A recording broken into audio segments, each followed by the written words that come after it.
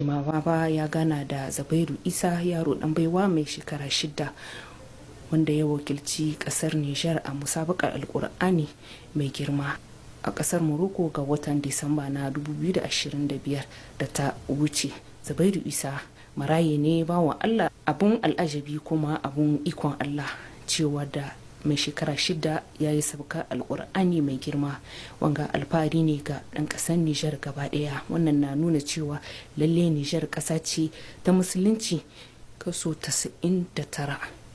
Alhamdulillahi, alfahari ne da duk wani ɗan Nijar da kuma magabata, inda shi wannan marayin Allah ya kai ma Prime Minister, Ministan Tattalin Arziki Ali Muhammad Lamizan wannan abu da ya yi a ƙasar Maroko, inda Prime Minister ya nuna jin daɗin shi ga kuma godiya ga malaman da suka yi ƙoƙari da kuzari, inda yanzu ga sakamakon da yaron ya zo da shi. Alhamdulillahi, farin ciki ne ga duk ɗan ƙasar Nijar baki ɗaya.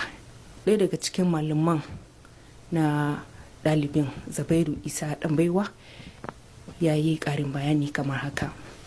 To hakikatan da muka zo, alhamdulillahi, mun zo mun ga Premier Minister kuma ya karrama mu, ya girmama mu akan zuwan mu da muka yi da wannan ɗalibin mu wanda ya yi musabaka na gasar Alkur'ani mai girma, wanda dai wannan musabaka ya samu zuwa har Maroc domin karɓo wannan ja'izakin shi ko mu ce kadokin shi da aka bashi, kasancewa ya je wajen wannan musabaka.